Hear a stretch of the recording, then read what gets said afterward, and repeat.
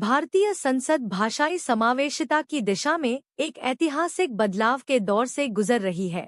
अपनी पुरानी सीमाओं को तोड़कर अब यह हिंदी और अंग्रेजी के वर्चस्व से आगे बढ़ चुकी है। वर्तमान में सदन की कार्यवाही का 22 भारतीय भाषाओं और संस्कृत में वास्तविक समय या रियल टाइम में अनुवाद उपलब्ध कराया जा रहा है। इस जटिल व्यवस्था को सुचारू रूप से चलाने के लिए लगभग 100 कुशल दुभाषीय या इंटरप्रेटर्स साउंड प्रूफ बूथों में बैठकर वक्ता के भाषण को सुनते हैं और तुरंत दूसरी भाषा में अनुवाद करते हैं।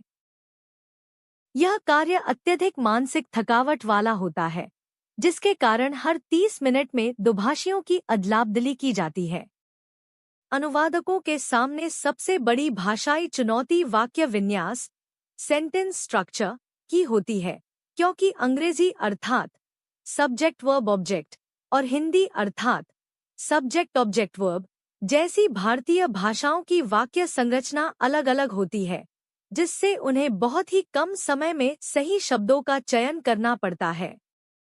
आधुनिकता की ओर बढ़ते हुए इस वर्ष केंद्रीय बजट के दौरान आधारित मॉडल अर्थात सर्वम एआई का भी उपयोग किया गया, जिसने वित्त मंत्री के भाषण का क्षेत्रीय भाषाओं में डबिंग के साथ सटीक अनुवाद प्रस्तुत किया।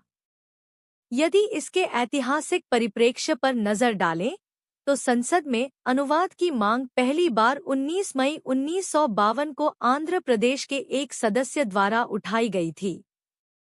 हालांकि तत्कालीन स्पीकर गणेश मावलंकर ने शुरुआत में इसे एक काल्पनिक कठिनाई बताकर टाल दिया था और सदस्यों से ऐसी भाषा में बोलने का आग्रह किया था जिसे सब समझ सकें।